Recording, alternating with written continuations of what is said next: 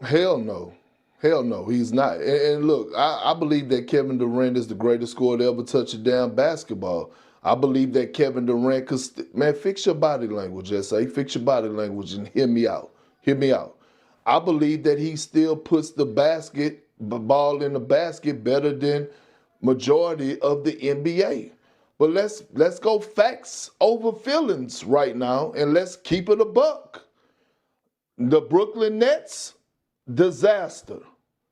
The Phoenix Suns ran through 2 or 3 coaches. 2 of them was championship caliber coaches. A disaster. What did the Phoenix Suns do this year? They made it to the postseason. They were one of the biggest surprises in the NBA. Okay, fast forward. Let's look at the Houston Rockets. The Houston Rockets last year got to the first round. I believe they pushed the Golden State Warriors as the number 2 seed to 7 games, if I'm not mistaken, 6 or 7 games. I believe that the Houston Rockets did give up a guy in Jalen Green that they drafted with the number 2 pick. They did give up a guy in Dylan Brooks, who's a culture setter, to get KD and some picks. And all of a sudden you bring to the Houston Rockets, what has been the biggest knock on the Rockets this year? Their chemistry is so bad to the point where people were questioning, is Ime Udoka still a good coach? Is he the coach for this team? Stephen A., we took a survey last year. Ime Udoka would definitely be top 10 coaches in the NBA. We can't say that right now because this team has identity crisis. I'm not taking anything away from KD as the player and the scorer, but I'm saying is if you're a team that's a championship contender, would you give up a valuable piece and you got a culture that's set to bring in Kevin Durant, not knowing is it going to disrupt the vibe, the chemistry of the organization? I can't chance that. Stephen A., you okay? He's gathering his thoughts. You know I'm telling the truth. The other day, no, you're not. The other day, we got on Kevin Durant for not being on the bench with the team. And you know what? Get your behind out there, show some leadership. Yeah. That's about all. That's about all. This is one of the greatest players to ever touch a basketball. Kevin Durant has averaged 25 points on 50% shooting or better for 13 consecutive years. Did you hear what I just said? That's Kevin Durant. Steve. This month, KD Trey, I know you just finished talking, Big Perk, about his skill set, and you're not denying that. But I'm getting to a bigger point here. We gonna just sit back and ignore the stuff that happened around him? Let's count back the ways. Kid Merrill, sit back, my brother. Allow me to provide this education. When the man was in Oklahoma City, I'm a person who loves Russell Westbrook. I understand how erratic he has been, but he's a man's man. He's a warrior. He's a high-end competitor. Don't back down from nothing. He's a future Hall of Famer. Mad love for him and what he does in the community. Oh, my God. The brother is special, okay? But we all know what Kevin Durant had to deal with him as a point guard in Oklahoma City. Perk, you know that better than anybody. Better than anybody, okay? You know what a challenge that was. They went to the NBA Finals together. Hold, I know that. They did in 2012. Absolutely. With James Harden coming off the bench. I remember that. But I'm just talking about, we know they had some success, but they didn't have a championship. And Big Perk, but you didn't win a championship. That's all I'm saying.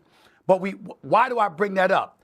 The Splash Brothers are in Golden State. And everybody and their mother knew they weren't beating LeBron with Kyrie and Kevin Love unless they had Kevin Durant. There's no way they're beating them. So Kevin Durant delivers back-to-back titles and would have three-peated. They'd have swept Toronto and Kawhi Leonard if it wasn't for KD tearing the Achilles, okay? We all know that. And a calf injury before that, before he tried to come back and ultimately tore the Achilles, okay? So we know that. Mm-hmm. He goes to Brooklyn. What's his crime? The fact that his damn shoes were a size 13 instead of a 12 and a half. You understand? And when he dropped 49 instead of 50 and was going against Giannis and the crew, Kyrie is out. James Harden is hobbled. Let me take a moment to make breaking news because I'm quite sure you brothers, as real as y'all are, will appreciate this. We all know I was all in Kyrie's ass like back pockets back then. I said the brother was a master at missing work or whatever. We have learned so much. I've said this to his father. I've made sure to get the message extended to him. I've said it on the national airways before. I'm going to say it again. I personally owe that man an apology. Because the way that I got on Kyrie Irving, good brother, bottom line, his heart's in the right place. People don't get on his mistake. He's a good brother, and he deserved better from me. And I owe him that apology, period, because he was more right than wrong, to be quite honest with you. Katie had to deal with all of that. Come on, y'all. I know we got to go. Kid Miller, I'll give you the floor. I could say more, but there are conditions, organizational conditions, Talk about Phoenix. Injuries, and stuff like that Talk that got about in the Phoenix. way. I can get back to that because I got to give the man the floor. I can get back to that. But we being ridiculous about Katie here. Stop it. Okay, so listen. Go ahead, Kid Murrow. I'm going to be political here. Y'all are both. Did Stephen A. just reopen the Kevin Durant and Warriors dynasty debate? Because when he said Golden State needed KD to beat LeBron, Kyrie, and Kevin Love, that was not just a basketball opinion. That was a direct shot at the most sensitive part of Warriors history. And now, with Durant's future in Houston already being questioned, Dub Nation has to ask the uncomfortable question: could the Warriors actually bring KD back? This is where things get complicated. Kevin Durant is not just another superstar name. He is part of the most dominant chapter Golden State ever had. When KD joined Steph Curry, Klay Thompson, Draymond Green, and Steve Kerr, the league felt hopeless. It was not fair, it was not balanced, it was basketball destruction.